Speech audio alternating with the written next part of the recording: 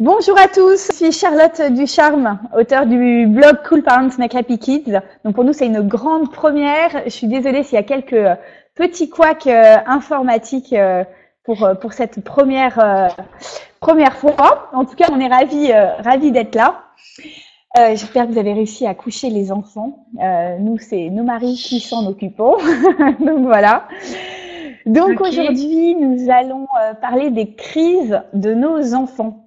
On va voir comment on peut les éviter, comment on peut les gérer, et puis on va parler aussi du cas particulier où la crise a lieu dans un lieu public et lieu où on n'a pas du tout envie que ça se passe.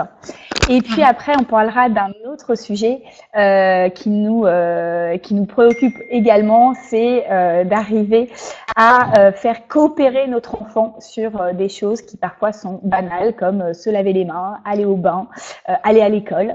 Donc pour ça, je vous présente Cécile Amiel. Bonjour Cécile. Bonsoir à tous. Est-ce que vous m'entendez aussi en fait? Juste un petit coucou dans le chat, vous m'entendez aussi? Génial, génial. Voilà, donc Cécile que je connais depuis quelques temps maintenant et qui est spécialiste de la parentalité ludique, un domaine que moi je connaissais pas et qui est très très complémentaire avec l'éducation positive dont je vous parle beaucoup dans les articles et donc qui va nous parler de ce sujet.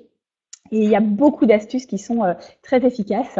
Donc surtout, pour bien commencer cette séance, 2 conseils, munissez-vous d'une tisane, café, thé, installez bien, chocolat aussi, en tout cas pour moi, et puis d'un carnet de notes, d'un stylo, parce qu'à chaque fois, Cécile nous donne plein d'astuces concrètes, on risque de les oublier, donc il faut bien les noter. Vous pouvez un verre de vin, Sylvie, oui, souci. Fermez aussi toutes vos fenêtres. Ça serait dommage d'être déconcentré et de louper l'astuce qu'il vous fallait. Donc voilà. Et puis moi, je vais bien regarder le chat pour noter toutes les questions que vous avez ou toutes les remarques de façon à interrompre Cécile ou à en tout cas les garder pour la fin. Si je sais qu'elle va peut-être en parler et pour en parler plus longuement ensuite. Donc voilà, et puis donc ça dure 1 heure et je vais laisser Cécile se présenter. Voilà. Oui. Alors voilà, pour ceux qui ne me connaissent pas, donc je m'appelle Cécile Amiel, je suis auteure du blog Léo Melrose sur lequel je partage effectivement des astuces sur la parentalité ludique. Je suis complètement adepte de cette forme de parentalité que je pratique avec ma fille depuis sa naissance, donc ma fille Luce qui a 10 ans aujourd'hui. Et donc pour la petite histoire, moi j'ai grandi dans le jeu. Mon père était professeur des écoles, il communiquait comme ça avec mon frère, avec moi, avec ses élèves. Et pour moi c'était quelque chose de naturel. Et à l'époque je savais pas du tout que ça s'appelait parentalité ludique. J'ai découvert ça bien plus tard. Malheureusement, il y a un événement qui a été particulier dans ma vie quand mon père est décédé en fait d'un cancer en 2009. Et là, je me suis pris une claque. Je me suis dit, Cécile, il faut que tu profites de la vie maintenant. Et j'avais un job qui me plaisait pas plus que ça. Voilà, je m'épanouissais pas plus que ça dans ce que je faisais en fait. Et je me suis dit, moi, mon père, lui, il a contribué toute sa vie en aidant les élèves. Il recevait des lettres. Je me souviens quand il est décédé, en fait, il a reçu plein de lettres d'anciens élèves qui étaient devenus adultes et qui le remerciaient vraiment, qui étaient là pour le soutien parce que il disait bah c'est génial ce qu'il nous a apporté, il nous a donné le goût d'apprendre, il nous a vraiment aidé à réussir, il était vraiment passionné et il a fait ça par le jeu en fait. Et donc à partir de ce moment-là, bah, moi j'ai commencé à me dire qu'est-ce que je pourrais faire pour contribuer moi aussi à mon tour et c'est bon, j'ai mis un petit peu de temps à trouver ma voie, mais quand j'ai commencé à lire sur la parentalité, bah, il y a eu un livre qui a fait un peu un déclic en moi. C'était le livre Playful Parenting qui a été traduit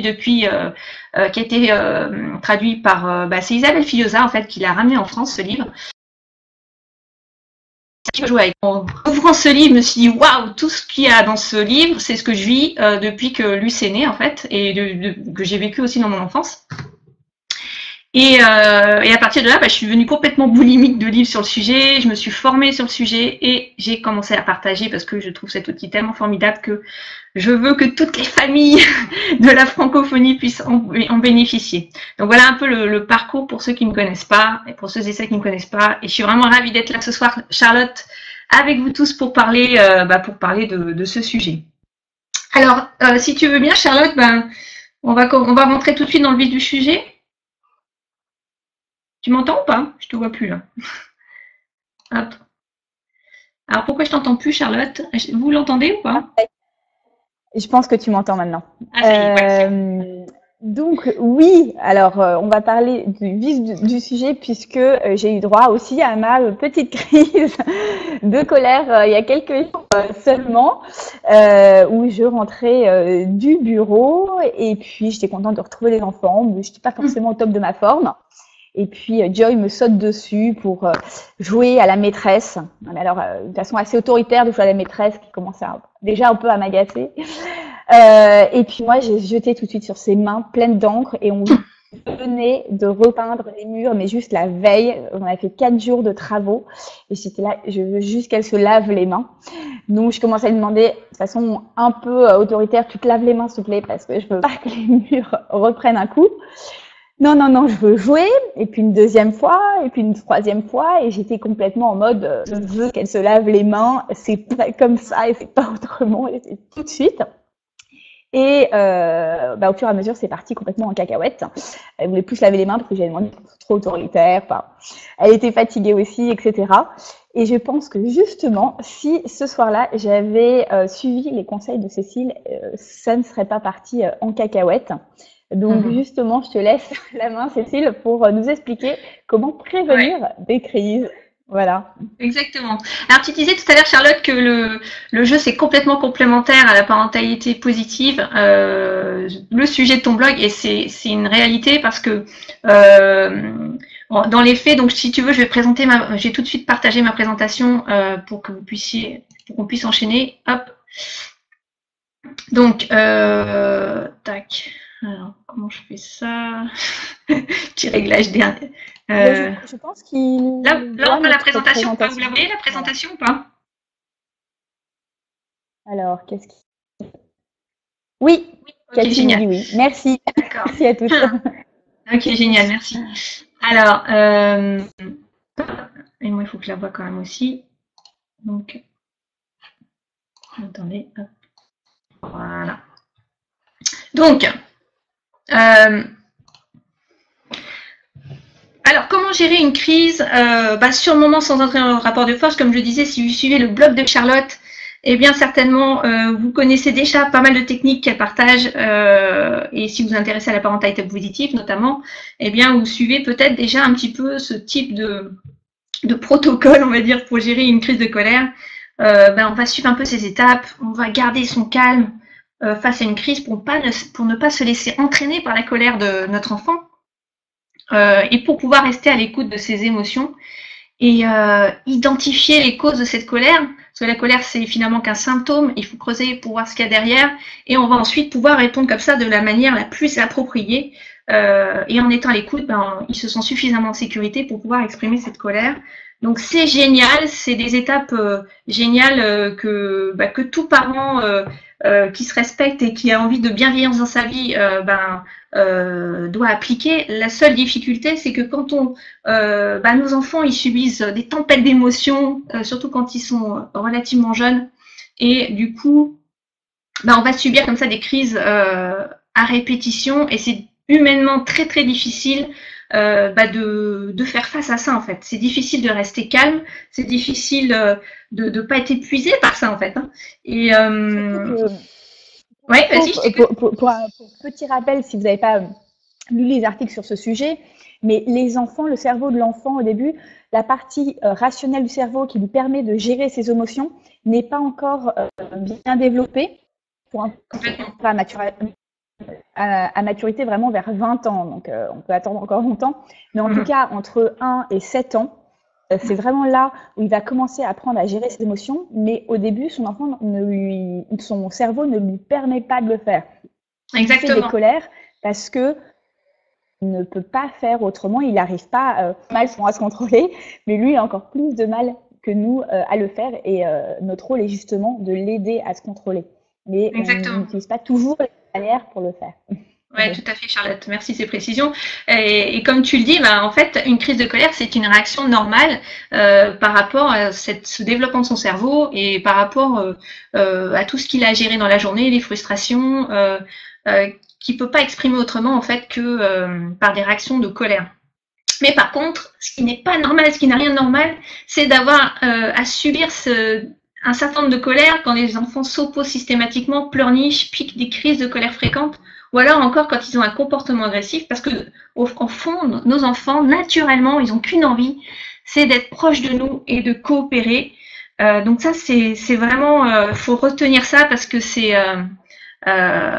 tellement vrai. Naturellement, nos enfants sont coopératifs. Et ce qu'on veut, en fait, c'est retrouver ça, refaire ressortir ça chez eux, en fait.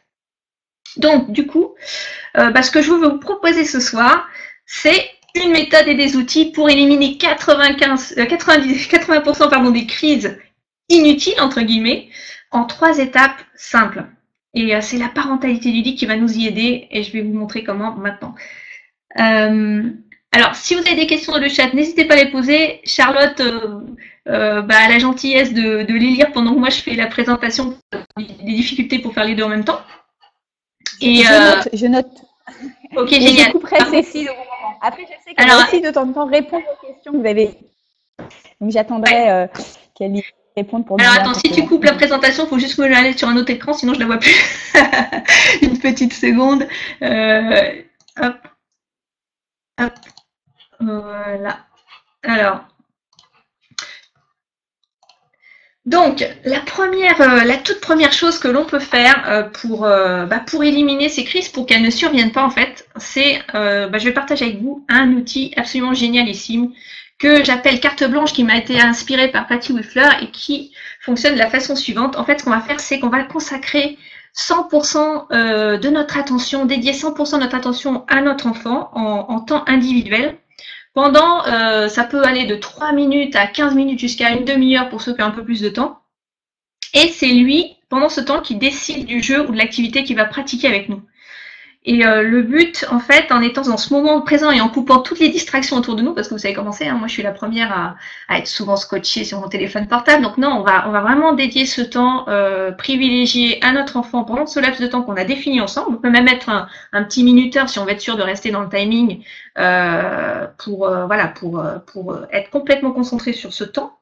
Et on va être complètement à l'écoute de ce qu'il veut faire, on va lui dire à quoi tu veux jouer, qu'est-ce que tu veux faire comme activité. Et là, on va être complètement libre. S'il nous dit qu'il veut faire 20 activités, on ne va pas lui dire « Non, c'est impossible. » Non, on est ouvert.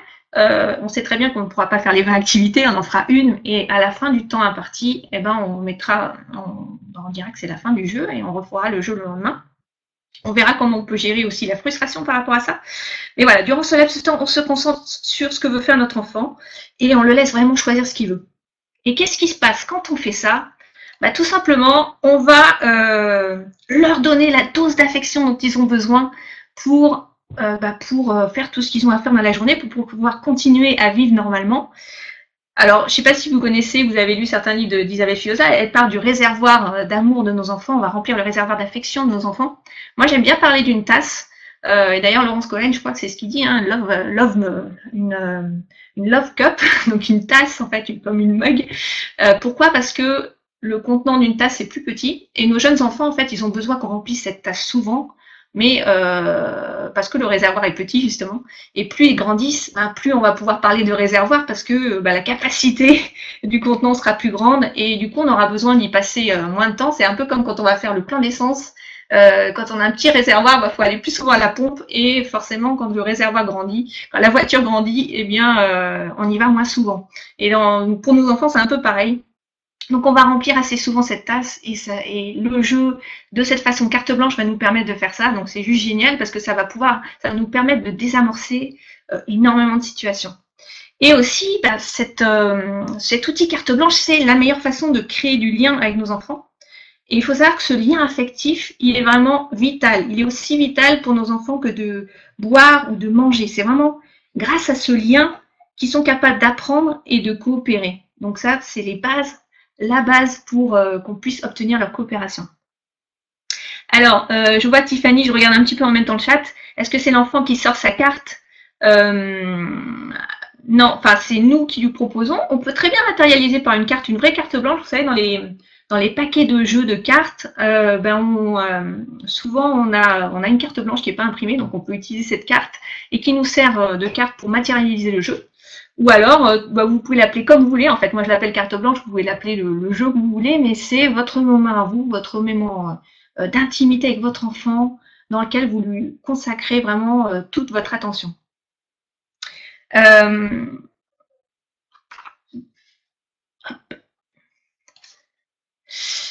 Alors, et ensuite, le deuxième outil que je veux partager avec vous, c'est pour moi le meilleur outil de libération des émotions. Et cet outil, c'est quoi? Eh bien, c'est le rire. Le rire, pourquoi? Parce que il va aider nos enfants à réguler leurs émotions. C'est vrai que toute la journée, on en parlait tout à l'heure, nos enfants, ils vivent énormément d'émotions intenses. Alors, je vais pas lister tous les bienfaits du rire, mais ce qui est intéressant au niveau de nos enfants, c'est que quand on rit, on sécrète en fait de l'ocytocine. Vous connaissez cette hormone, l'ocytocine, c'est l'hormone du bien-être en fait.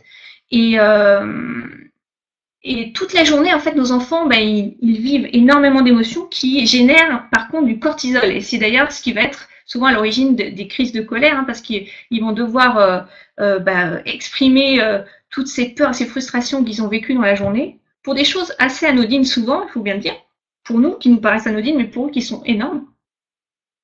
Et chacune de ces expériences compliquées pour eux, par exemple, ça va être, je sais pas, on s'est baladé dans la rue avec eux, ils ont vu un motard passer avec un casque noir, ça leur a fait peur, ou ils ont entendu le bruit d'une moto, ça leur a fait peur. Et sur le moment, en fait, ils n'ont rien dit. Et donc, ils ravaient cette peur, où il suffit qu'on leur dise non, les grands garçons ne pleurent pas, ou des choses comme ça, des petites phrases qui vont faire qu'en fait, ils n'expriment pas sur le moment leur peur et ils vont pas pleurer, en fait. Mais ils vont stocker cette peur en eux. Et chacune de ces expériences va libérer des hormones du stress. Et du coup, ça rend nos enfants grincheux, tendus, et elles empêchent nos enfants, par exemple, de s'endormir tranquillement le soir. Donc souvent, c'est le soir d'ailleurs que ces peurs et ces frustrations ressortent. Donc en provoquant le rire de nos enfants, qu'est-ce qu'on fait? On va aider à libérer toutes ces peurs et ces frustrations qu'ils vivent chaque jour. Et ces peurs, elles se cachent derrière la colère. Donc grâce à ça, on va pouvoir libérer, vraiment exprimer ce qui les tracasse et les libérer. Donc, je sais pas ce que vous en pensez, vous pouvez le dire en chat, mais c'est quand même plus sympa de rire que de pleurer. Donc, voilà. Alors, Charlotte, je t'entends plus, donc je sais pas si tu es en train de réagir aussi. Je me suis mis pour pas déranger avec le D'accord. Voilà, donc le rire, c'est vraiment l'outil numéro 1 c'est vraiment le meilleur allié en fait de la parentalité ludique. On va l'utiliser à toutes les sauces et je vais vous montrer ce qu'on peut faire pour faire rire nos enfants au mieux en utilisant les outils de la parentalité ludique. Alors la première chose, on a plusieurs outils géniaux en fait pour provoquer le rire. Le premier outil que je vous invite à pratiquer vraiment sans modération, c'est le jeu de contact physique. Mais quand je parle du jeu de contact physique, ça va être le jeu de contact où on va privilégier en fait tout ce qui est affectif, donc les caresses, les câlins. On va batailler avec nos enfants, donc on peut faire des jeux de bagarre, des jeux de bataille d'oreiller, des choses comme ça, mais toujours, vous voyez là, il y a une bonne image sur cette slide qui illustre bien ça, c'est-à-dire qu'on va se rouler avec nos enfants, on va les serrer dans nos bras, on va les faire rire, et ça c'est vraiment le truc numéro 1 à pratiquer sans modération pour les faire rire à gorge déployée, c'est vraiment ce qu'on veut. Alors, on ne va pas les chatouiller, je précise juste ça. Les chatouilles, c'est quelque chose qui est mécanique. C'est pas un rire qui vient, c'est pas psychologique en fait. Donc ça aide pas les enfants à se libérer. Donc les chatouilles, c'est à pratiquer vraiment avec modération uniquement si notre enfant est au contrôle et que ça lui plaît en fait. Mais si voilà, je savais pas. Voilà, les chatouilles, c'est vraiment un truc entre parenthèses à ne pas pousser parce que souvent on garde d'ailleurs des mauvais souvenirs quand on se fait chatouiller à notre insu. Même nous en tant qu'adultes, on n'aime pas trop ça. Voilà, donc on va jouer avec le jeu de contact physique qui vont provoquer un rire psychologique vraiment qui sort du cœur et qui va permettre de libérer nos enfants. Et il faut savoir aussi que les jeux de contact physique. Ouais. Ah bon, excuse-moi, je t'ai coupé. Mais en effet, par exemple, Joy qui l'autre soir était déjà en fait elle-même fatiguée et avait a priori pas passé une bonne journée puisque peut-être que quelqu'un était autoritaire avec elle puisqu'elle commençait à l'être avec moi, etc. Si en effet on avait commencé à jouer ensemble, ça l'aurait déjà elle-même apaisée et moi aussi en fait. Ouais, clairement, ouais. Et puis les jeux de contact physique, c'est vraiment surtout après une longue journée en fait. Là, toi tu rentres du travail, elle rentre de l'école, et c'est vrai que c'est des moments c'est des moments de transition très compliqués pour nos enfants. On est tous fatigués et après une longue journée, en fait, ça nous permet de nous détendre les jeux de contact physique. Aussi bien aux adultes d'ailleurs qu'aux enfants. Hein. Faut pas imaginer que ça détend que nos enfants. Et il faut savoir que ça a un intérêt, c'est que ça aide nos enfants à mieux se concentrer. Donc si par exemple, c'est une petite parenthèse, mais si on doit faire les devoirs en rentrant à la maison, bah, c'est génial de pratiquer les jeux de contact physique juste avant, pendant quelques minutes. Ça va permettre à nos enfants de pouvoir se reconcentrer après une journée où ils ont été un petit peu assis derrière une table un peu longue, quoi. Et l'activité physique stimule. Ouais. Pour répondre à Émilie, d'ailleurs, justement, ces jeux-là, l'avantage des jeux, c'est qu'on peut les faire à plusieurs enfants. Donc, si plusieurs enfants, quand on rentre, nous demandent de l'attention, on peut jouer à plusieurs. Alors que si on s'occupe tout de suite des devoirs etc., on n'en est plus forcément un. Ouais, complètement. Et le jeu physique permet ça, parce qu'on peut jouer à une bataille d'oreilles à plusieurs, donc c'est cool. Et puis, c'est parfait pour créer du lien avec nos enfants, parce qu'on favorise encore une fois le contact. Après avoir bien lutté, en privilégiant encore une fois les caresses et les câlins. Ensuite, on a qui pratique. Tiffany qui pratique trouve ça difficile d'arrêter ensuite. Ouais, alors on va en parler. On va en parler juste après. Comment on peut justement arrêter un jeu en fait, et on va voir pourquoi il faut le faire et puis comment on peut faire ça de manière la plus simple. Et pour Hélène, c'est du préventif. Hein. C'est pas, pour l'instant, on parle pas de la colère en elle-même. En effet. Non, on parle là vraiment quand tout va bien. Enfin, quand tout va bien, au quotidien, quoi. On va dire pas pendant la situation de colère. On va y venir après la situation, comment la gérer. Ensuite, on a le rôle du plus faible. Ça, c'est aussi un super outil de la parentalité ludique. Alors ça, c'est vraiment le truc qui donne confiance à nos enfants et qui renforce notre lien affectif. Alors le principe, c'est de jouer à un jeu. Alors quand je dis un jeu, encore une fois, c'est une façon de communiquer avec nos enfants, c'est pas forcément un jeu. Tous les jeux de plateau, les jeux structurés, en fait, on les met un peu de côté. Moi, je parle vraiment d'un jeu où on va perdre un peu exprès, on va laisser gagner notre enfant. Plus il est jeune, plus on va le laisser gagner, en fait. Et c'est très puissant parce que, surtout si on annonce, en fait, avant de jouer, on fanfaronne un peu et on dit « Je suis la championne du monde de la bataille d'oreiller. Personne ne peut m'assommer avec cet oreiller. » Évidemment, notre enfant, il va prendre un malin plaisir à nous assommer. Alors, on peut très bien poser aussi des consignes avant le jeu pour éviter que ça tourne au vinaigre. Hein. C'est-à-dire qu'on peut dire on a le droit de taper, mais uniquement, par exemple, à partir du torse, mais on tape pas sur la tête ou des choses comme ça. Donc ça, c'est les trucs à poser avant le jeu. Mais pendant le jeu, après, on va comme ça fanfaronner un peu, et puis on va se planter lamentablement, on va rater notre enfant, et c'est ça qui va aussi, plus le contraste en fait est grand, plus ça va faire rire notre enfant, et c'est ça aussi qui leur donne confiance. Il faut savoir que nos enfants, vous le savez tous, ils se sentent dans beaucoup de situations du quotidien un peu démunis. Hein. On leur dit il faut pas faire ci, ils vont à l'école, ils n'ont pas le droit de se lever. Pour aller faire pipi dans certaines écoles, il y a des horaires imposés. Ils peuvent pas faire, ils peuvent pas faire ce qu'ils veulent. En fait, on leur dit toujours ce qu'ils doivent faire à quel moment. Et le jeu, c'est vraiment la bulle dans laquelle ils vont se libérer. Et quand on leur donne le rôle du plus fort, donc on prend le rôle du plus faible, là, ils vont expérimenter un peu le pouvoir. Et c'est ça qui va faire que il va être beaucoup plus zen en dehors du jeu. Alors, la troisième façon de provoquer le rire, c'est d'inverser les rôles.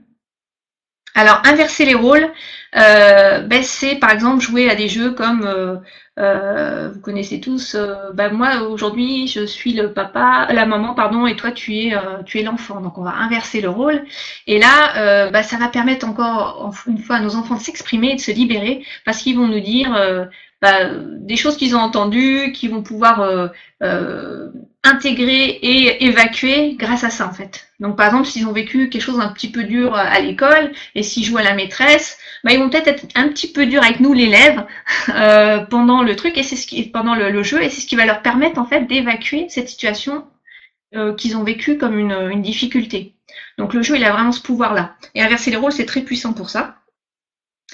Et ce qui est génial, une fois qu'on a trouvé la situation qui fait rire nos enfants, et vous savez qu'on a quand même un bon public avec les enfants, eh bien, on va répéter cette situation. D'ailleurs, ils sont souvent demandeurs de ça. Ils sont souvent demandeurs de répéter un truc, ils disent encore, et c'est parce que ça les fait rire, et ils savent que c'est un processus de guérison pour eux, donc on va répéter cette scène, et on va suivre les rires, ce qui va faire que ils vont se libérer encore plus en fait. Donc voilà un peu, je vous donne quelques exemples. Il y a plein d'autres exemples, plein d'autres outils qu'on peut utiliser. Mais là, vous avez déjà une belle panoplie pour provoquer le rire de vos enfants de manière la plus saine possible.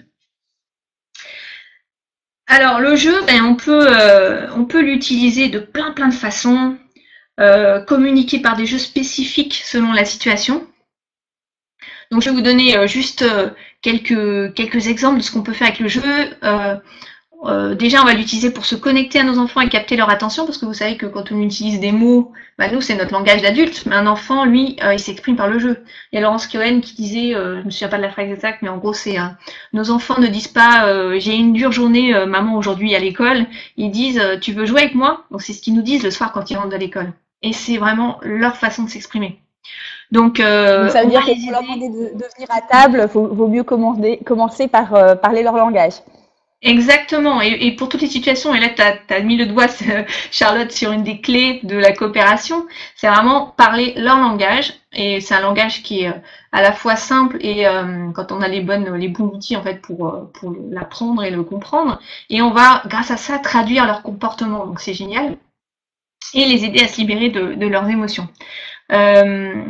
Et puis, comme ça, on va les aider à changer de comportement en douceur, en fait, et favoriser leur coopération. Et puis, on peut aussi, grâce au jeu, alors ça va un petit peu plus loin, mais dépasser certains traumatismes, notamment en rejoignant des scènes, avec par exemple des peluches ou avec des figurines. Et c'est ce que font les enfants d'ailleurs assez naturellement. Par exemple, quand ils sont allés chez le médecin, ils vont nous demander de jouer au docteur. Et s'ils ont eu, par exemple, une piqûre, ils vont vouloir nous faire une piqûre, et c'est leur façon à eux de se guérir, en fait, de cette peur qu'ils ont eue pendant la séance chez le médecin, ou de cette douleur qu'ils ont eue. Donc c'est vraiment important de rejouer la scène avec eux.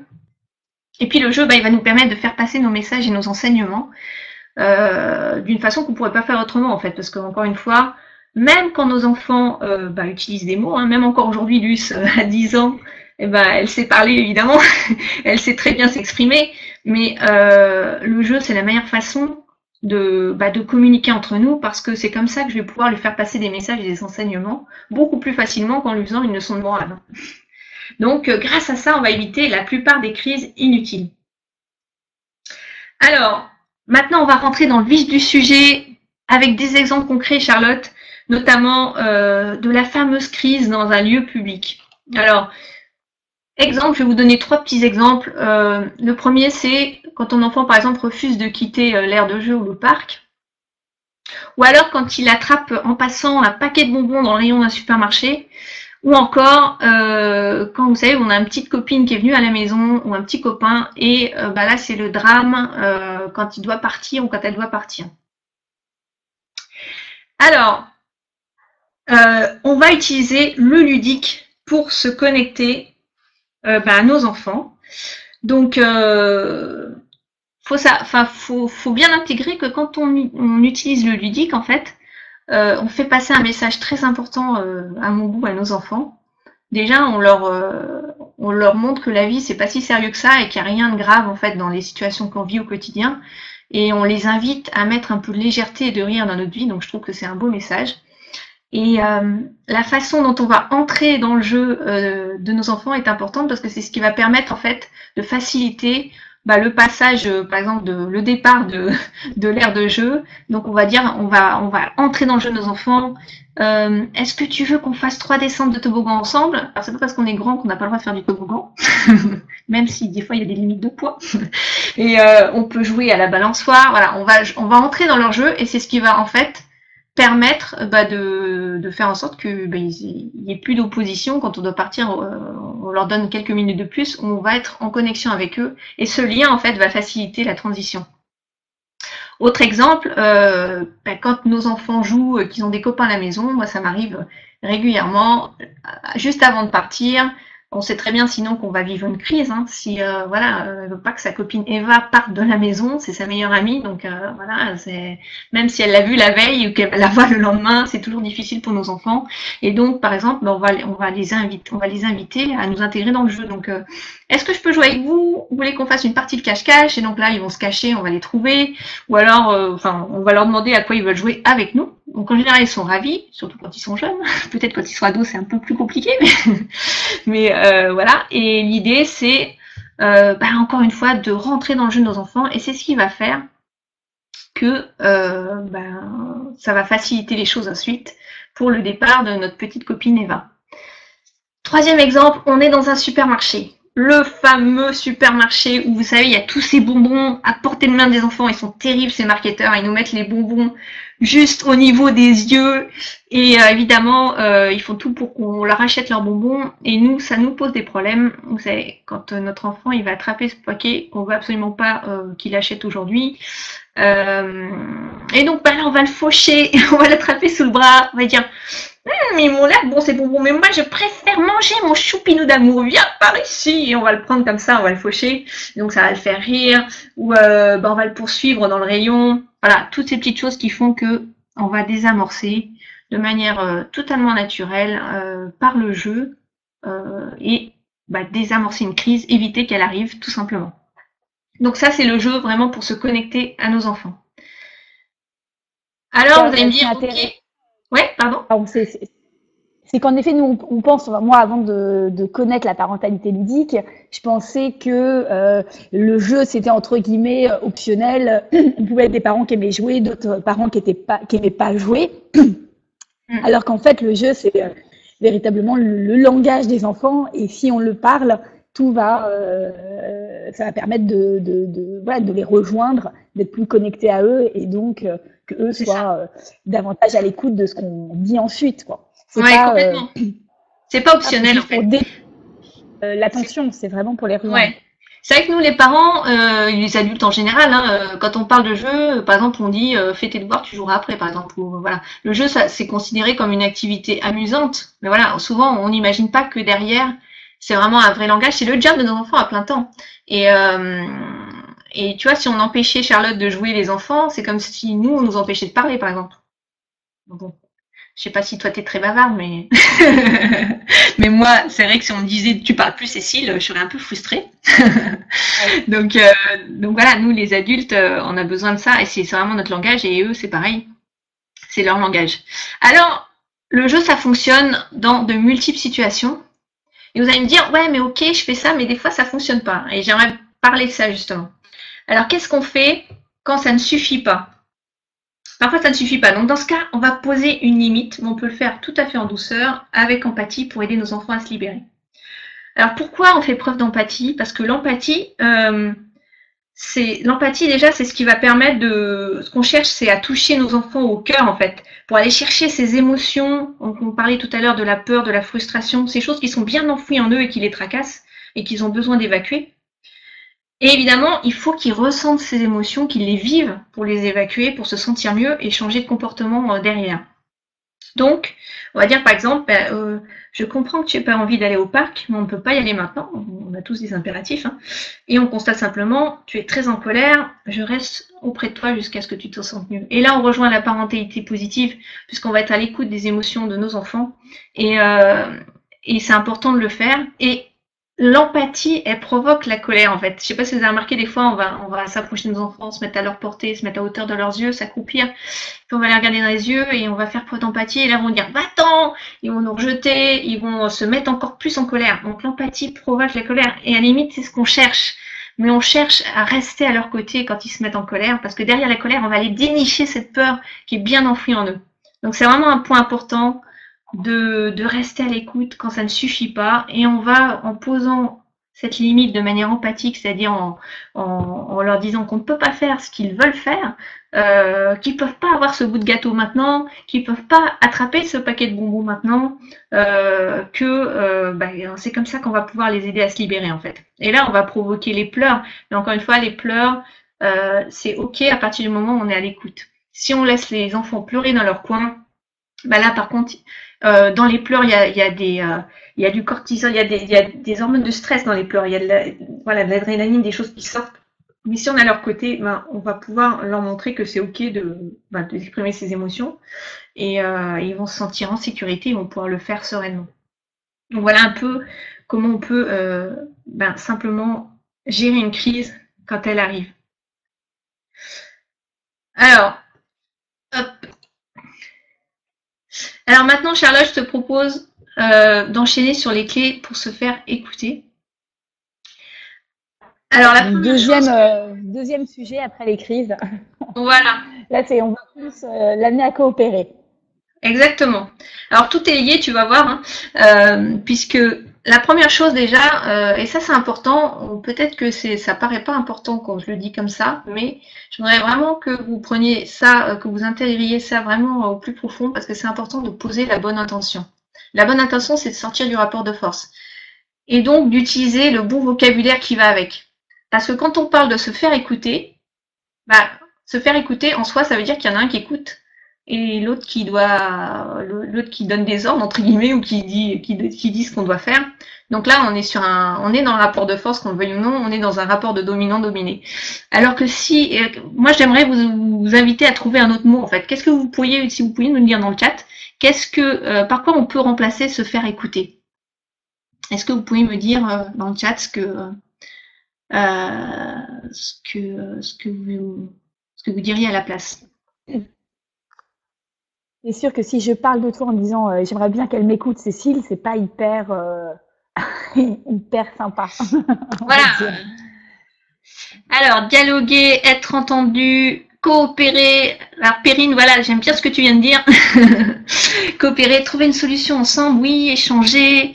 Exactement. Donc là, on est, voilà, coopérer, se faire comprendre, interroger. Donc, voilà, trouver une solution ensemble, échanger, coopérer, c'est vraiment des mots qu'on veut utiliser parce que quand on utilise ces mots-là, en fait, on sort direct du rapport de force. Et on n'a pas la même intention, qu'on le veuille ou non. Et l'intention, elle est super importante dans tout ce qu'on fait dans la vie d'ailleurs. C'est valable pour nos enfants. Quand on pose l'intention de passer une bonne journée le matin et d'être de bonne humeur, et ben ça va aussi déterminer un peu la façon dont on va se comporter avec les autres. Et pour nos enfants, c'est la même chose. On veut sortir du rapport de force, on veut poser l'intention de coopérer, enfin qui coopèrent et qu'on ait ce rapport équilibré entre nous, basé sur l'amour plutôt que sur la peur. L'autre clé importante, c'est qu'on va apprendre le langage de nos enfants. Alors maintenant, vous savez que c'est le. Je regarde dans le chat si vous me dites le jeu, bravo, le jeu. Donc, et le jeu, il va nous aider à traduire le comportement de nos enfants pour pouvoir justement désamorcer les fameuses crises, comme on l'a vu juste avant. Et le jeu va nous servir pour écouter et aider nos enfants à se libérer en jouant. Donc ça, c'est une autre clé pour qu'ils coopèrent. Et bien sûr, tout ça, ça va faire qu'on va mettre de la légèreté dans notre vie, comme on en parlait avant. Et c'est vrai que c'est quelque chose auquel je tiens parce que nos enfants, ils ont spontanément ces qualités et nous, quand on est adulte, on a tendance à rentrer dans un schéma un petit peu sérieux, comme si la vie devait être absolument très très sérieuse pour qu'on puisse vivre correctement en tant qu'adulte, montrer qu'on est des adultes. Non, on peut faire les choses sérieusement sans se prendre au sérieux et mettre de la légèreté dans notre vie, c'est quand même beaucoup plus fun. Donc voilà un petit peu les clés, les 5 clés pour se faire écouter. Et se faire écouter, encore une fois, je le remplace par la coopération de nos enfants, pour obtenir la coopération de nos enfants dans toutes ces tâches du quotidien qu'on doit quand même faire, bien sûr. Alors, je vais vous donner des exemples concrets. Je vais vous donner 2 exemples. D'ailleurs, j'ai mis l'exemple numéro 2, mais c'est plutôt le 1. C'était par rapport à ce qu'on a vu avant sur le parc. Donc, le premier exemple, c'est le refus d'aller prendre un bain. Luce, tu viens prendre un bain, s'il te plaît? Non, je veux pas aller au bain. Alors, je pense que le message est clair. Vous avez dû certainement entendre ce genre de choses de la part de vos enfants un jour.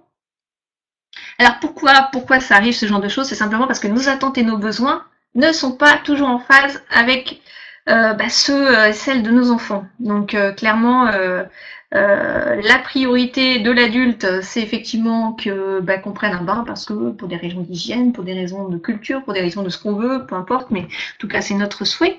Et nos enfants, eux, bah, eux, ils sont en train de jouer et ben, se laver, sentir bon, ça ne résonne pas en eux autant que nous, les adultes, et ils sont en train de jouer et c'est voilà, ils s'en fichent un peu d'aller prendre un bain, c'est vraiment pas leur priorité. Et donc là, hop, il y a conflit, il y a un souci. Alors là, il y a 3 options qui s'offrent à nous. La première option, c'est je veux absolument que tu prennes ton bain ce soir. Donc là, on est dans le rapport de force et clairement, ben, il y a une chance, de fortes chances que ça finisse en clash et que voilà, on perd du temps, de l'énergie, qu'on gagne en fatigue, bref, et puis surtout que ben, on soit dans la confrontation, ce qui va nous distancier de nos enfants et ben, ne pas créer ce fameux lien dont on a parlé avant qui est vraiment vital. La deuxième Exactement ce option, qui m'est arrivé l'autre soir. voilà, exactement. Alors je dis pas que c'est toujours facile, hein, parce que effectivement on a de la fatigue, etc. Mais encore une fois, le jeu, ça va nous aider à éliminer ça quand on prend le réflexe en fait. La deuxième chose, c'est de dire bah ok, bon bah ok, continue à jouer, tu prendras ton bain demain. Et puis demain, on sait comment ça se passe. Oh bah ok, voilà. Donc des fois, on est comme ça parce qu'on en a marre en fait dans la confrontation ou parce que ben, on a un petit peu du mal à dire ce qu'on sent et à faire part de nos besoins aussi. Des fois, ça arrive. Hein. Eh bien, on va être un petit peu plus passif et on va laisser faire en fait. Mais là, ça pose un problème aussi, en fait. Ça pose un problème parce que dans ce cas-là, ben, notre enfant, il va aussi chercher des limites jusqu'à ce qu'à un moment, ben, on lui dise en fait que, ben, enfin, à un moment ou à un autre, il va falloir qu'il ne prenne ce fameux bain. Donc, finalement, on répond à aucun des besoins. Notre enfant, il va pas trouver en fait ce qu'il cherche non plus, qui est un cadre, une espèce de cadre sécurisant en fait. Alors la troisième option, et vous avez compris, c'est celle que je choisis moi, c'est de jouer avant et pendant le bain. Et là, ben, on va pouvoir à la fois remplir notre besoin, qui est le fait que notre enfant prenne un bain, et on va pouvoir combler le sien, qui est de continuer à jouer en fait. Parce que c'est son activité, c'est ce qui lui permet de continuer à vivre normalement, et c'est son langage. Donc, hop. Donc, par exemple, ben, là, on va utiliser le ludique pour faciliter la transition. Alors, c'est vrai que les moments de transition sont toujours très compliqués pour les enfants. Il y a 3 moments vraiment cruciaux en fait de transition dans une journée. Il y a le matin quand on part pour aller à l'école, enfin ou à la crèche ou peu importe. Il y a le moment quand on rentre de l'école ou de la crèche justement, quand on arrive à la maison. Et le troisième moment, c'est quand on va se coucher. Donc ça, c'est vraiment des moments cruciaux de transition et c'est toujours très compliqué ces moments-là pour nos enfants. Et le jeu va nous aider à faciliter le passage d'une activité à une autre.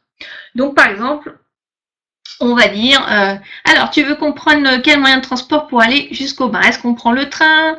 Est-ce qu'on prend le camion? Est-ce qu'on prend... Tu montes sur mon dos? Comment... Alors voilà, et notre enfant va choisir. Donc ça, c'est pour faciliter la transition, pour aller jusqu'à la salle de bain. Donc ça va être fun pour lui.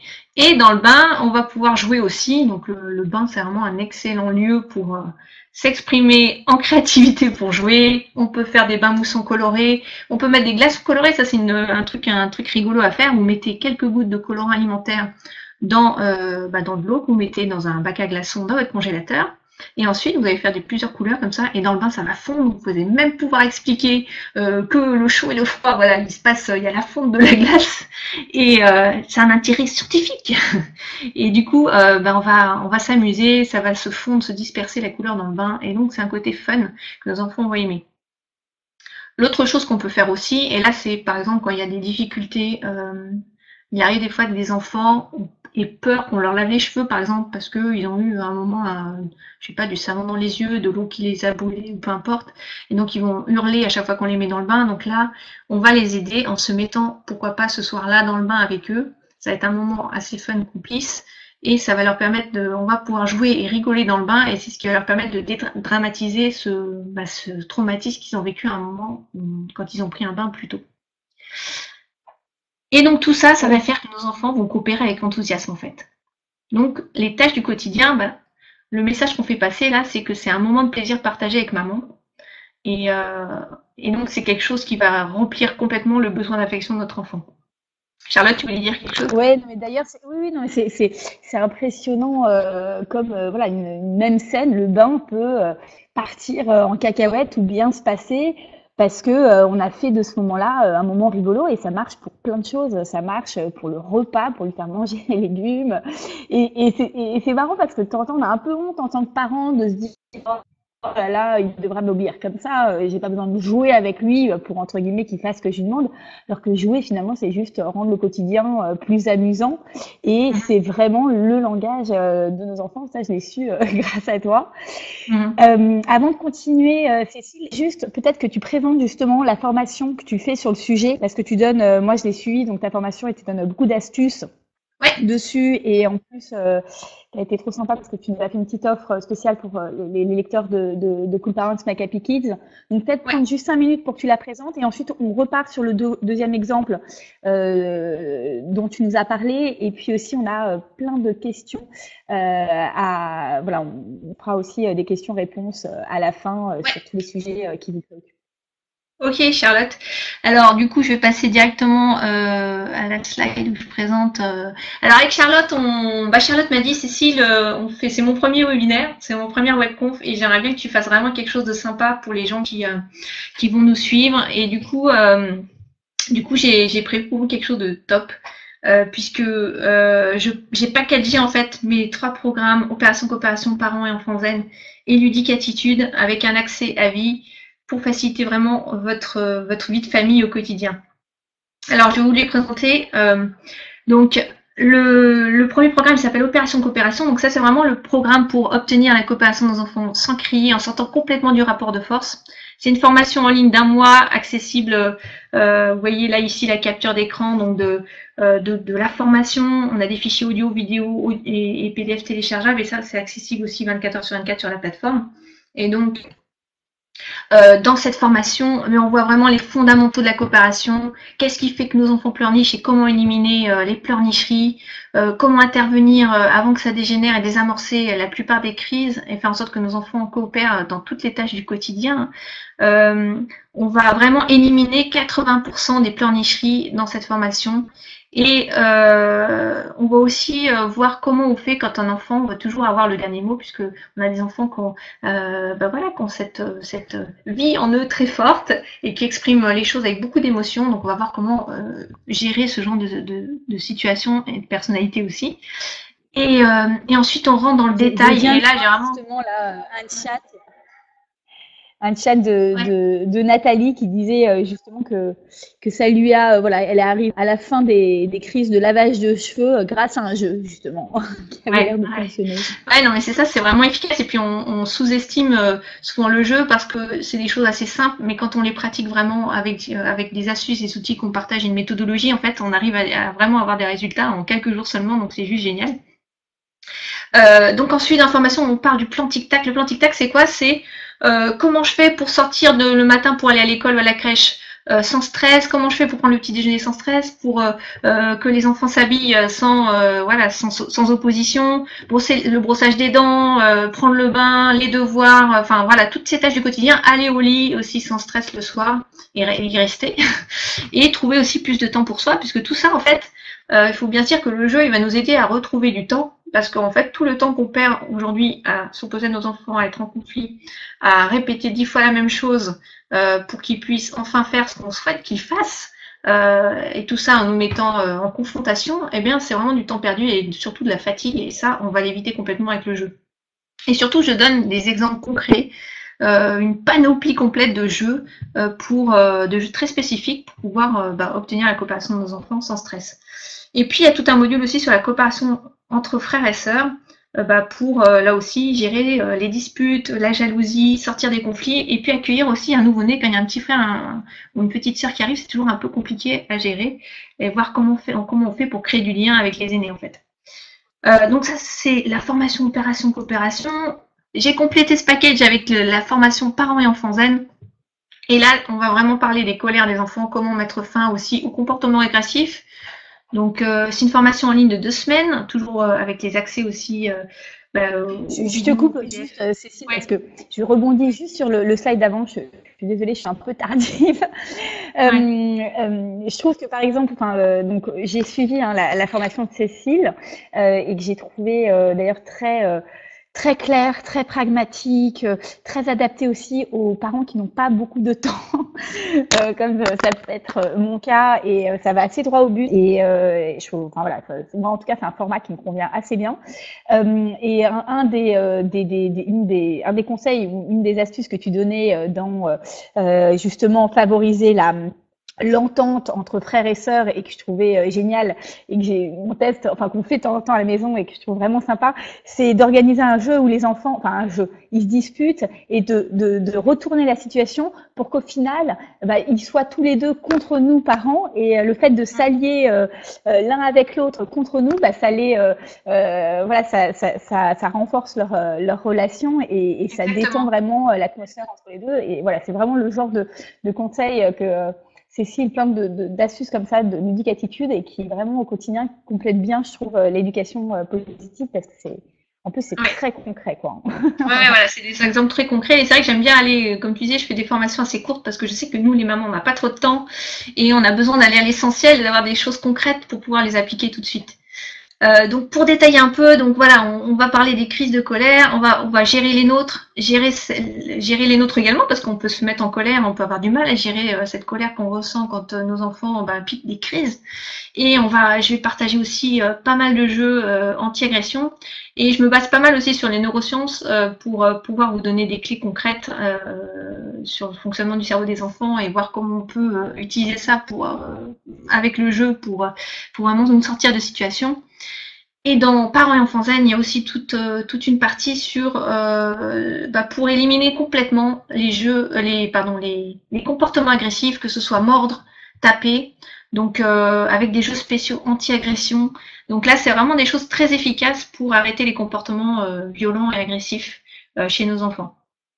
Et la Ah troisième oui, formation, c'est ludique attitude. Ludique attitude, c'est une formation de 10 mini-cours et 10 jeux en vidéo, d'ailleurs dans lesquels tu as participé Charlotte, dans les jeux en vidéo. Et l'idée là, c'est vraiment les basiques, les fondamentaux de la parentalité ludique qui vont vous donner envie d'aller plus loin et vous donner surtout des vidéos concrètes avec des jeux que vous pouvez simplement reproduire. Vous n'allez pas vous prendre la tête, entre guillemets. C'est vraiment, vous regardez la vidéo, vos enfants vont être demandeurs parce qu'ils vont vous tirer par la manche pour revoir la vidéo avec vous et faire le jeu qui est pratiqué dans la vidéo. Et on a prévu avec Charlotte des super bonus aussi pour vous dans ce package. Donc des fiches de jeu pour créer du lien, tout un module sur la partie alimentation pour faire manger des choses saines à nos enfants, puisque c'est important aussi pour leur santé et même pour leur comportement, dans la façon dont ils se comportent par la suite. Et puis un lieu d'échange entre parents bienveillants. Donc on a un groupe Facebook privé qui s'appelle le Club Léo Melrose, qui est accessible qu'aux membres, sur lesquels on commence à bien échanger avec les parents qui sont membres des formations. Et un forum qui vous est réservé sur les différentes formations sur la plateforme. Et le truc en plus, c'est mon bonus extra, c'est une session de webconférence et de coaching de groupe par mois pendant 6 mois pour répondre à toutes vos questions en live. On en a fait une avant-hier avec les membres des programmes, donc voilà, c'était sympa. On a passé 1 heure ensemble et on a pu papoter, on a pu échanger en direct comme on le fait là ce soir pour répondre à mais c'est plus sous forme de questions-réponses, quoi. Ouais. Je fais déjà une présentation parce qu'il y a souvent des questions qui reviennent de manière récurrente et dans ce cas-là, j'aime bien les traiter plus en profondeur parce qu'en fait, quand les gens sont en formation avec moi, évidemment, ils ont accès à moi en direct, donc ils m'envoient des questions aussi par mail ou voilà, je reçois des messages régulièrement auxquels je réponds bien entendu. Mais il y a des fois des questions qui sont en commun et dans ce cas-là, j'aime bien aborder ça dans la webconférence parce que du coup, je peux faire ça de manière plus approfondie avec des visuels aussi, ce qui est beaucoup plus parlant pour les gens. Et ensuite, évidemment, il y a des sessions de questions-réponses. Donc voilà un peu ce package. Alors je sais pas Charlotte si tu veux partager le lien si vous voulez. Ah oui, je vais le mettre dans le chat, j'étais en train de répondre à Cathy, mais oui, je suis d'accord avec Cathy sur le fait que, et ce qui est bien sur ces formations en ligne, justement, c'est qu'on peut les suivre avec son conjoint ou sa conjointe. Oui. Et évidemment, la parentalité, enfin bon, ça concerne tout le monde. Ouais, voilà. Et il y a d'ailleurs, on a de plus en plus d'hommes qui, heureusement. Oui, voilà. Ben oui, moi j'ai quelques papas. J'en ai pas beaucoup, mais j'ai plus de mamans, mais quelques papas qui sont membres.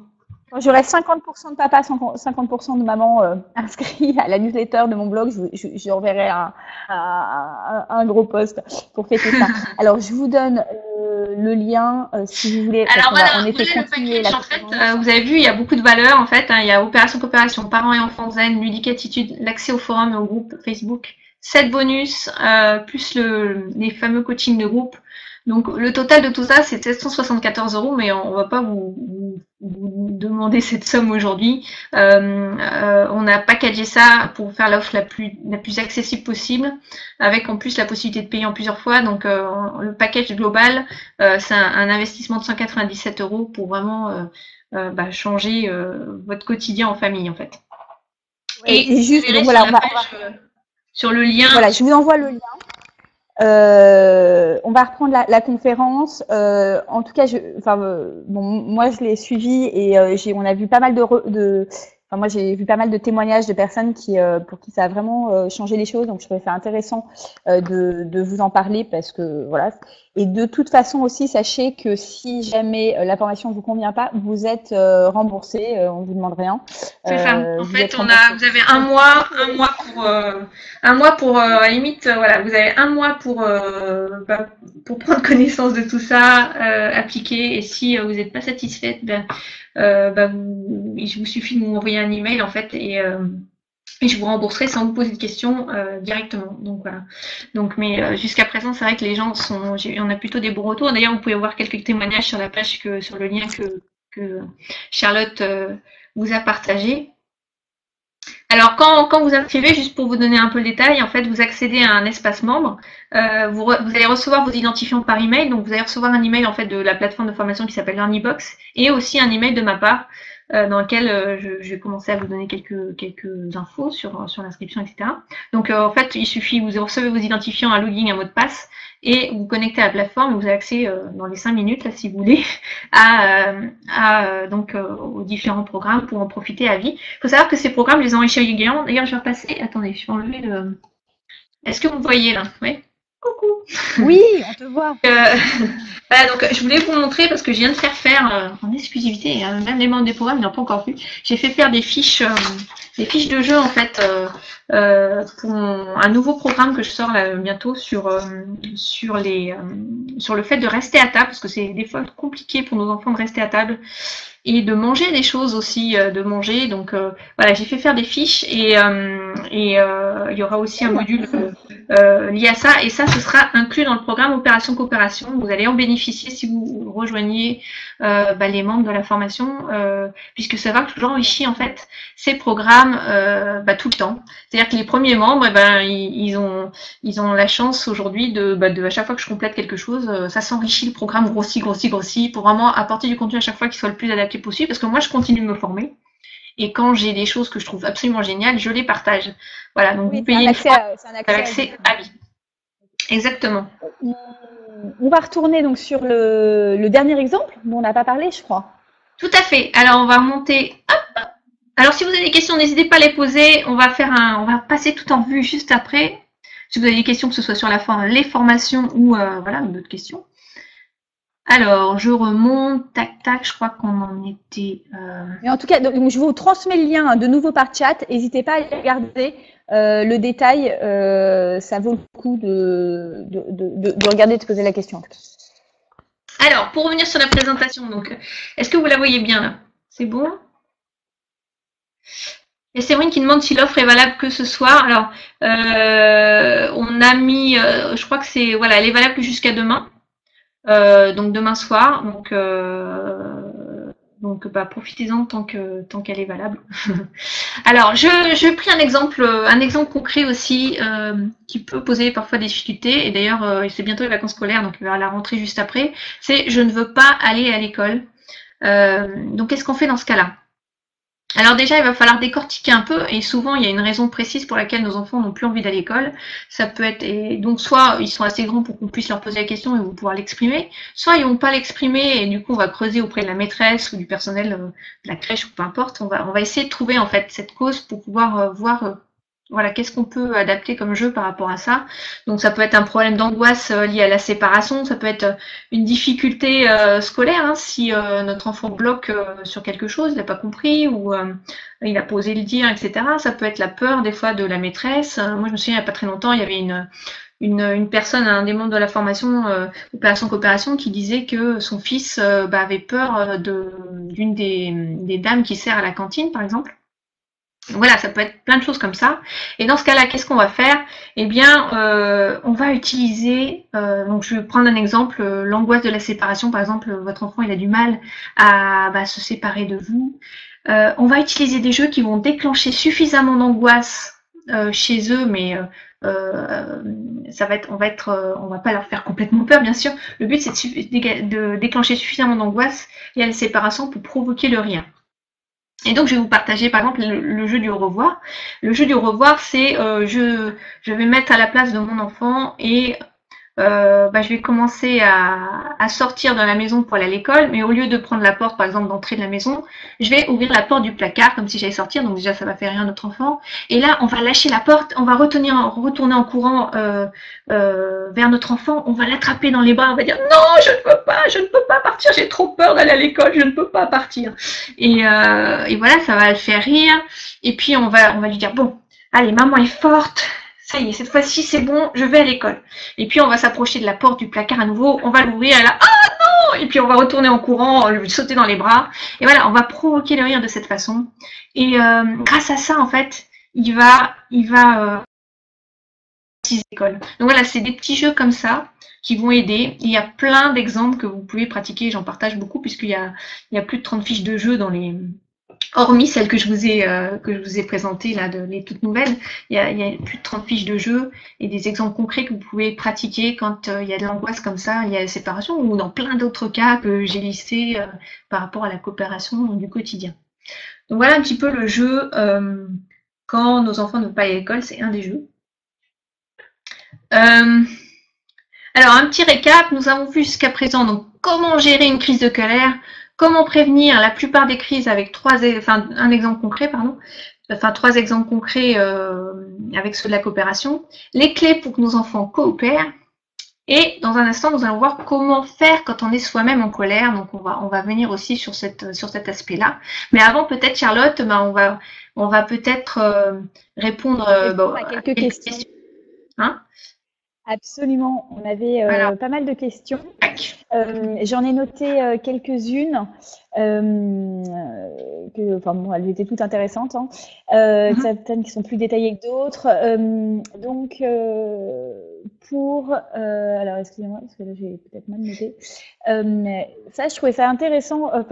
Mais Mélanie disait que son enfant, lorsqu'il fait une crise, veut souvent rappelle, par exemple, donc c'est le cas, il fait une crise, et puis souvent nous en tant que maman, on veut pas s'énerver, ou en tant que papa, pareil, donc on s'éloigne pour essayer aussi de décompresser. Il nous rappelle, non, papa, maman, je veux que tu reviennes, et puis quand on revient, c'est la crise, et il demande un câlin, et en fait, quand on vient pour lui faire un câlin, on se fait taper dessus, entre guillemets. Oui. Et c'est vrai que ça arrive assez fréquemment. Et c'est marrant parce que j'ai repris cette histoire. On a parlé avec Cécile l'autre jour. Où on se disait justement que l'enfant, il n'a pas envie, lui, de cette colère, quoi. Tu te souviens, Cécile? Ouais. Alors, oui, tout à fait. Alors, ce qu'il faut imaginer, et là, tout à l'heure, j'ai partagé le super outil qui est le jeu carte blanche, et ça va l'aider déjà ce jeu-là, il va aider à remplir encore une fois, la tasse d'affection de nos enfants. Et là, typiquement, quand un enfant comme ça se met en colère, il nous rejette et en même temps il veut qu'on soit là, etc. C'est qu'il a besoin en fait d'évacuer ce qui le tracasse et c'est ce qui l'empêche d'aller au lit ou de faire d'enchaîner en fait sur les situations du quotidien, les tâches du quotidien qu'il ferait normalement sans souci. Voilà, on n'a pas rempli sa tasse d'affection, en fait on n'a pas rempli son besoin d'affection et du coup, eh bien, on va devoir l'aider en fait à évacuer ce qui le tracasse. Dans ce cas-là, bah, sur le moment, il va y avoir une colère, donc on va pas faire évidemment carte blanche pendant le moment de la colère, on va y revenir le lendemain, et c'est important de le faire le lendemain, même si on n'est pas que 5 minutes, mais on va le faire à plusieurs reprises dans les jours suivants en fait, et c'est ce qui va faire vraiment qu'on va pouvoir désamorcer ça dans les jours suivants, mais sur le moment, eh bien on va devoir faire ce qu'on a dit tout à l'heure, c'est-à-dire d'écouter sa colère et de faire en sorte de l'aider à se libérer en pleurant. Donc quand le rire, quand on n'a pas eu le rire en fait pour se libérer, il va falloir effectivement utiliser les pleurs, mais on va le faire en étant à l'écoute, en étant à ses côtés. Et c'est vrai que tant qu'il n'aura pas vidé son sac entre guillemets, eh bien il va nous rappeler, mais en même temps il a pas envie de vivre ces émotions qu'il a en lui, parce que la peur, on n'a pas envie de la vivre en fait, on n'a pas envie de la ressentir, il n'a pas envie de ressentir ces émotions. Donc quand il est avec nous, il se sent en confiance. Et donc c'est là qu'il va pouvoir exprimer ses émotions. Mais du coup, il a pas envie de les ressentir, donc il nous dit va-t'en. Mais en même temps, il veut pas qu'on parte. C'est un peu du bluff, si vous voulez. C'est juste qu'il a pas envie de ressentir ces émotions fortes en lui, et du coup, il nous rejette. Mais en même temps, il nous rappelle parce qu'il sait que, il a besoin d'évacuer tout ça. Donc dans ce cas-là, on va rester à ses côtés. S'il nous dit va-t'en, eh bien, on va dire ok, je recule d'un pas, je reste là jusqu'à ce que tu te sens mieux, et on va peut-être faire preuve d'empathie pour accélérer le processus et faire en sorte qu'il se libère par les pleurs en fait. Et c'est pas cruel de faire ça, au contraire, c'est un vrai processus de guérison. Et s'il nous dit quand il est plus grand, et moi ça m'est arrivé que Luce me mette à la porte, puisque elle fermait la porte de sa chambre en disant va-t'en, je reste derrière la porte et je lui dis je suis là, et voilà. Mais encore une fois, tant que nos enfants n'ont pas ressenti cette peur qu'ils ont en eux, en fait, ça va se manifester de manière récurrente sous forme de colère, et c'est pour ça qu'on vit des colères à répétition en fait. Et ce qui va vraiment aider, c'est de pratiquer carte blanche, comme je le disais tout à l'heure, où tous les jours en fait, on va pouvoir donner l'affection à nos enfants et le rire, provoquer le rire qui va faire qu'ils vont pouvoir se libérer au quotidien de tous ces moments de frustration qu'ils vivent toute la journée et dont on n'a pas forcément conscience parce que ça nous paraît pas grand chose. Un petit copain qui a piqué sa petite voiture à la crèche alors qu'il était en train de jouer tranquillement, et voilà, toutes ces situations qui font que nos enfants ressentent ces peurs et ces frustrations toute la journée en fait. C'est ce que disait Adeline aussi dans un des chats. Elle disait que de temps en temps la colère venait de nulle part et que donc elle essayait de lui demander mais qu'est-ce qui se passe, comment je peux t'aider, est-ce que tu as faim, est-ce que tu as peur, et il avait rien, il était en colère, et que de temps en temps un bon moyen justement d'éviter ces colères, ce que tu disais, c'est de jouer avec eux.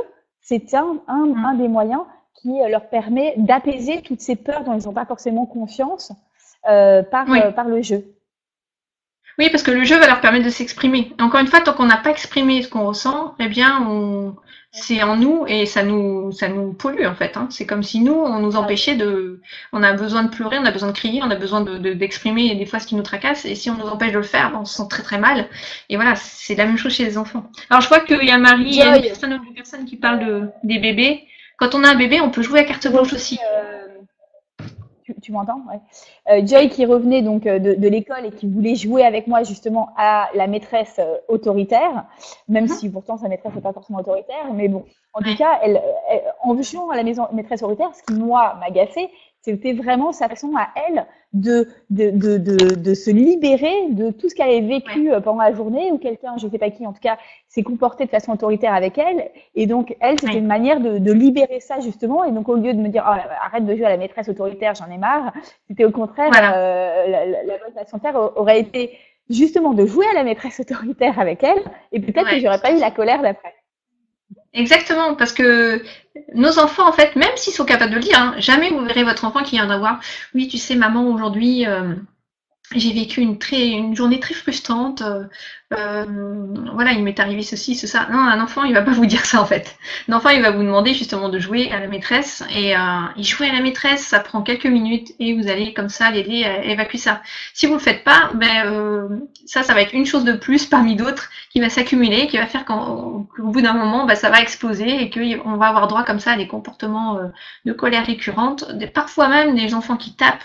Donc voilà, des comportements extrêmes. Et moins des fois la tasse d'affection, elle est percée en fait. Elle est percée parce qu'on n'a pas pris le temps justement de faire ces quelques minutes qui vont permettre de créer ce lien. Et donc Tiffany disait, Alors, est-ce que quand on fait une crise, quand l'enfant fait une colère, est-ce que faut-il lui faire un câlin? On vient de le gronder. Ça, c'est une question souvent qui est récurrente. Faut-il, j'ai pas entendu ce que tu as dit, Charlotte, excuse-moi. Faut-il faire Faire un câlin à notre enfant un câlin? parce qu'il fait une crise, parce qu'il vient de se faire gronder? Parce qu'il vient de se faire gronder. Alors, est-ce que alors déjà, bon, fait si c'est nous qui venons de le gronder, bah on est toujours, ça dépend ce que, voilà, si on l'a grondé et que effectivement le gronder, là on est dans le rapport de force et dans la punition et dans tout ce qu'on veut et dans le fait de gronder, qui est pas la meilleure façon de gérer une crise ou un problème. Dans ce cas-là, bah, on peut toujours revenir sur ce qu'on a fait et s'excuser auprès de lui, voilà, parce qu'on veut rétablir le lien, les connexions. Et lui faire un câlin en colère, quand un enfant se met en colère, oui, on va faire preuve d'empathie, on va le prendre dans nos bras, mais surtout on va écouter sa colère et moins on parle et moins on en dit, moins on en fait, en fait, mieux c'est. Parce que les mots, ils vont souvent amplifier en fait la colère. La colère, voilà, on veut qu'elle s'évacue et on veut rester à l'écoute en fait. Voilà. Donc, alors, juste pour répondre, parce que j'ai vu tout à l'heure pour les bébés, vous pouvez jouer effectivement à carte blanche et vous pouvez communiquer avec eux, même s'ils parlent pas, c'est pas, même un enfant qui parle pas, on peut jouer, on peut le prendre dans nos bras comme ça et on va lui dire, on va lui dire c'est ton moment de carte. On va lui parler, c'est ton moment de carte blanche. On va jouer, donc on va faire un jeu de câlin, de contact physique avec lui. Et même s'il peut pas s'exprimer, il ressent en fait cette affection qu'on communique de cette façon. Nos enfants, ils la ressentent vraiment. D'ailleurs, il y avait une expérience qui avait été faite sur le visage impassible. Vous l'avez dû la voir, où quand une maman ne réagit plus, l'enfant, il est en panique, il se met à pleurer. Donc cette interaction, elle est vraiment fondamentale et le jeu, elle va vraiment permettre de créer cette interaction avec nos enfants, même quand ils sont tout petits. Alors, attends, j'essaie de regarder aussi le chat. Je ne sais pas si tu as des questions que tu as vues, Charlotte. C'est ça qui nous demande, quand les enfants deviennent autoritaires, comment gérer?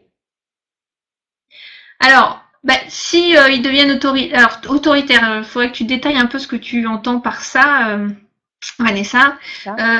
Si c'est l'autorité parce qu'ils ont vécu ça auparavant, comme on l'a vu tout à l'heure avec la maîtresse, etc. Donc là, dans ce cas-là, on va jouer avec eux. En fait, il faut imaginer que tout ce que fait notre enfant, c'est un symptôme de quelque chose de plus profond. Il faut traduire le comportement, en fait. Donc, généralement, il y a quelque chose derrière. Mais si tu joues à des jeux régulièrement, comme on l'a vu avec carte blanche, et si tu prends des exemples, tu vas vraiment désamorcer tous les comportements qui posent problème aujourd'hui, tous ces comportements d'agressivité, d'autorité, etc. Et il y a plein de jeux, notamment les jeux de contact physique, qui favorisent ça. Et qui vont faire que on va désamorcer ces situations, en fait. Alors, avec plaisir pour la réponse sur les bébés. Comment faire ceci? On va bientôt, on va faire quelques questions. Alors, je ne sais pas si... Attendez, je vais faire un plus grand parce que moi, je ne vois pas grand-chose. On va essayer de répondre... Alors, attends. Alors, tac, tac, tac, tac. Ouais, ça va vite. Du coup, j'ai... Alors...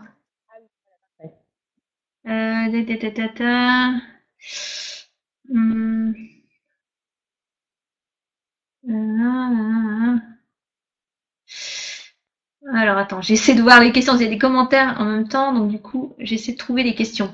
Alors, c'est intéressant, oui, Séverine, qui dit que à force de vouloir essayer de désamorcer les situations, j'ai le sentiment de marcher sur des œufs et de vouloir à tout prix éviter les crises. Et c'est vrai que souvent, en fait, quand on commence, entre guillemets, l'éducation positive, on peut tomber un peu dans cette peur de le froisser, cette peur de la crise, qui est pas bonne non plus, parce que l'enfant le sent et il risque, lorsque par exemple on se dit, oula, si je le refuse le gâteau au chocolat, ça va partir en cacahuète, entre guillemets. C'est vrai que parfois, avec le jeu, on peut être sûr de soi tout en refusant, mais alors, c'est important. Jouer et désamorcer les choses, ça ne veut pas dire ne jamais poser de limites, en fait. Et ça, et les limites pour moi, enfin voilà, dans la parentalité ludique, les limites, elles font partie de la façon dont on va communiquer nos enfants. Déjà parce qu'on n'est pas toujours, on n'a pas toujours envie de faire certaines choses. on n'est pas toujours d'humeur, et le jeu va désamorcer, comme je disais, 80% des choses, mais il y a des fois où on n'est pas d'humeur, en fait. Je parle pas forcément pour jouer, mais pour, voilà, on est rentré, on est fatigué, etc. Et donc, on va tout prendre pas la meilleure façon qui soit. Donc dans ce cas-là, on va complètement, quand on n'est pas d'humeur, on peut tout à fait le dire à nos enfants, et puis des fois on peut se tromper et s'excuser après, c'est pas un souci. Mais désamorcer la plupart des choses par le jeu, en fait, ça veut pas dire que, enfin, déjà, ça veut dire que notre enfant, on va éliminer beaucoup de comportements, mais il y aura, si à un moment il fait des choses qui sont inappropriées par rapport aux règles de vie dans la maison, eh ben on va lui dire, on va poser une limite et et peut-être qu'on aura une crise, mais c'est pas grave. Enfin, c'est pas grave. On aura une crise, mais on aura une crise, mais bah, en fait, quand on a une crise de temps en temps, mais non, parce que encore une fois, c'est une façon de se libérer pour nos enfants. Il y en aura toujours. On peut pas mettre nos enfants 100% dans une bulle, sous une cloche, pour leur faire vivre aucune émotion, en fait, et pour les protéger du monde. Donc, il y a toujours des choses qui se passent qui font qu'à un moment, il y aura une crise qui surviendra, et parce que des fois, on aura refusé de leur donner quelque chose parce que ça correspond, c'est pas bon pour leur santé, ou j'en sais rien. Enfin, ou des fois, on doit leur demander de prendre des médicaments, et voilà, ils ont pas envie de les prendre, et il y aura forcément des confrontations. Mais c'est pas grave parce que on aura l'énergie, comme on aura éliminé en fait 80% des problèmes, eh ben on aura l'énergie pour pouvoir gérer les 20% qui restent. Et on aura l'énergie, on aura la méthode et du coup on sera à l'écoute beaucoup plus disponible. Et la difficulté de beaucoup de parents aujourd'hui, c'est le temps parce qu'on est fatigué, on n'a pas beaucoup de temps. Et on en a marre que le week-end ou que les soirs, bah, ça finisse à chaque fois en confrontation dès qu'il se passe un truc, en opposition, pour aller au lit, pour machin. Voilà. Donc si on arrive à désamorcer... Il n'y a pas toujours besoin de compromis. Il ne faut pas toujours faire des compromis. Le jeu permet justement de ne pas faire de compromis. C'est-à-dire qu'on garde la limite qu'on souhaite appliquer, sauf qu'on l'applique par le jeu. Voilà, mais on va pouvoir rester beaucoup plus zen parce qu'on vivra moins. Et ça, c'est quand même humainement. Moi, je sais que si je devais tous les jours avoir droit à une crise de colère d'un enfant en face de moi, ben au bout d'un moment, ça m'épuiserait. Je veux dire, c'est pas humainement, c'est pas tenable, quoi. Donc, on va essayer de faire d'autres questions pour répondre quand même au maximum de lecteurs. Il y en a une qui va intéresser, je pense, pas mal de monde. Un jeu, s'il vous plaît, faire manger des légumes. Ah, un jeu pour lui faire manger des légumes, ok. Il y a plein d'astuces pour ça. Bon, bien entendu, le truc de base, c'est le légume camouflage. Les soupes, en ce moment, ça fonctionne bien. Mais moi, justement, vous voyez, là, c'est plein de petits jeux. Donc, attendez, je vais en prendre un. On va pas réinventer la roue. Hein, je vais en prendre un. Après, je donnerai le mien, que j'aime bien quand même. J'essaie d'en prendre un peu original. Tac.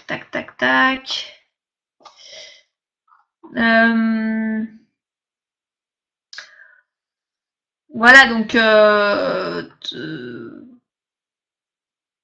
voilà, donc par exemple, là c'est un exemple avec des petits pois, mais bon, c'est pas vraiment un légume vert, c'est plutôt un féculent, mais bon, peu importe, mais ça peut marcher avec les brocolis ou autres. Et on va dire pour les petits pois, oh, elles sont bizarres ces petites boules.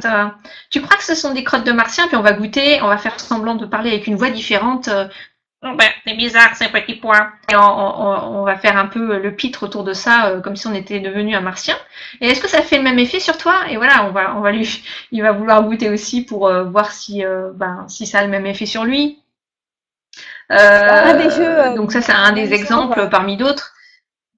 Est-ce que tu m'entends, Cécile? Oui, je t'entends, Charlotte. Un des jeux qui marche bien avec les petits pois, je l'ai testé sur aussi les enfants des amis qui ont beaucoup apprécié, donc j'espère qu'il marchera aussi chez vous. C'est de faire comme s'il y avait une grande fête dans le ventre de notre enfant. Il y a une grande soirée qui s'organise et il y a tous les petits amis qui veulent aller faire la fête dans ce ventre. Et alors, il y a d'abord les petits amis, et puis après, il y a les parents des petits amis, et puis il y a aussi la maîtresse des petits amis, et puis il y a le cousin du petit garçon qui veut aussi venir, et puis finalement, il y a aussi les petits chats et les instruments de musique, et puis il faut aussi les déguisements et je sais pas quoi. Et ça fonctionne assez bien d'organiser toute une histoire. Et puis l'enfant, de temps en temps, il dit ah oui quand même, faut quand même qu'il y ait des déguisements. Allez, on fait rentrer les déguisements. Et ça peut être, en tout cas, ça rend parfois le repas un peu plus amusant. Et puis en plus, voilà, il mange un peu plus facilement. Donc autant joindre l'utile à l'agréable, à pas faire tous les jours non plus. Mais voilà. Ouais. Alors il y a Joie Émilie qui me dit non, qui est pas d'accord avec le légume camouflage, etc. Qu'elle est contre. Alors moi je dis pas qu'il faut pas dire aux enfants ce que c'est. Hein. Je dis simplement que associer en fait il faut les éduquer au goût en fait. Et y revenir régulièrement. Donc il y a des basiques par rapport à l'alimentation. C'est un enfant en fait quand les enfants ils sont biologiquement méfiants des nouveautés dans leur assiette. Et souvent d'ailleurs ils veulent pas que par exemple les légumes touchent la viande ou ils veulent pas que les légumes les nouveautés, les légumes, et donc il va falloir y revenir à plusieurs reprises. Donc on va leur demander de goûter peut-être un petit bout, on va le mettre sur le côté de l'assiette, et le fait de leur représenter régulièrement ce légume, ça va l'aider à s'approprier le goût. Mais en attendant, quand il y a des enfants qui sont complètement réfractaires à manger des légumes, le fait d'insérer un des légumes qu'ils n'auraient pas forcément goûté si on le met sur le côté de leur assiette dans une soupe par exemple, et qu'on leur dise dans la soupe il y a ça, ça, ça, ça, et on peut leur dire moi je sais que ma fille elle mange de la soupe alors qu'elle mangerait pas certains légumes tout seul par exemple. Donc quand je dis camouflage, c'est pas masquer l'idée de le dire aux enfants, c'est simplement de mixer les saveurs pour que ils acceptent d'y goûter. Et s'ils veulent pas y goûter, on va pas les forcer bien évidemment. On va y revenir plus tard parce que de toute façon nos enfants, c'est comme ça qu'on va éduquer leur goût, à les ouvrir en fait à la nouveauté. On répond encore à une ou deux questions et puis on va aller. Il y a une personne qui posait une question intéressante, c'est qu'est-ce qu'on fait quand on a plusieurs enfants pour donner du temps à chaque enfant? C'est vrai que c'est une question qui revient souvent, parce qu'effectivement, quand on a un enfant, c'est plus simple de pouvoir faire ce temps qu'on consacre à nos enfants, notamment le temps de carte blanche dont je parlais tout à l'heure, mais quand on a plusieurs, comment on fait? Alors, il y a plusieurs méthodes, entre guillemets, il y a plusieurs façons de faire. Si on est seul, il va falloir trouver quelqu'un qui puisse prendre le relais à un moment et éventuellement, on n'est pas obligé de faire carte blanche tous les jours, mais on peut par exemple dire que le week-end, on va consacrer du temps à un enfant puis à un autre et on va alterner comme ça. Pendant ce temps, le papa ou la maman, si on est en couple, va prendre le relais pour les deux autres et on va pouvoir se dédier à cet enfant en particulier et faire ce qu'il souhaite. Ce qui est important, c'est vraiment de trouver des moments dans la semaine en fait où on puisse faire ça de manière alternative. Parfois, c'est parce qu'un enfant fait la sieste et on va avoir le temps de faire avec l'aîné qui fait pas la sieste, lui qui fait plus la sieste, ce jeu. Et puis parfois même aller à la pharmacie ou aller à la boulangerie, on peut aussi embarquer un de nos enfants sous le bras. Alors bon, toujours c'est une question de temps. Le problème c'est qu'il faut toujours donner un peu plus de temps, mais c'est sympa aussi d'aller faire une petite course avec l'un de temps en temps. Ouais, et c'est important de le faire vraiment de manière individuelle parce que c'est ça qui va vraiment remplir sa tasse d'affection, comme on l'a vu. C'est vraiment du temps en tête à tête. Donc après, ça peut être que quelques minutes, et c'est important de vraiment de mettre une limite au niveau du temps. Ça peut être que 5-10 minutes avec un enfant. Et si à la fin, il veut continuer à jouer, on va pouvoir poser une limite en douceur, comme on l'a vu, et on lui dit qu'on refera ce jeu, par exemple, le lendemain ou le surlendemain, en fonction du temps qu'on a envisagé pour ça. Et c'est sûr que même les couchers, par exemple, les couchers sont beaucoup plus facilités quand on a passé un peu de temps privilégié avec chacun de nos enfants, ça c'est une certitude. On va peut-être arrêter là malheureusement. On a dépassé pas mal déjà aussi le timing. Si d'ailleurs vous pourrez reposer si vous êtes intéressé par la formation de Cécile, il y a aussi des conférences comme ça tous les mois, donc vous pourrez aussi reposer toutes vos questions. Je vais essayer de vous envoyer un replay si j'y arrive. Si vous avez aussi d'ailleurs des améliorations à nous envoyer, j'ai lu déjà, vous vouliez voir nos visages pendant la présentation, des choses comme ça, n'hésitez pas. On refera des conférences en ligne comme ça. Donc, on est preneur de toutes vos bons conseils. Voilà, Mhm. j'espère beaucoup que ça vous a plu. C'est vrai que le temps est court, mais bon, d'un autre côté, il y a un moment aussi qu'on aille tous se coucher. Mhm. Et puis, il faut aussi réussir à captiver pendant longtemps. Je vais remettre le Mhm. lien vers la formation en bas. Vous pouvez lire tranquillement le programme si ça vous intéresse. Voilà, Merci Marie, merci Renaud, merci Émilie, merci En Géraldine, tout cas, merci vous avez Aurélie. été hyper. C'est une grande première et ça a été assez interactif. Donc, Ouais, vraiment, on est merci ravis. de votre attention pendant cette heure et demie. Voilà.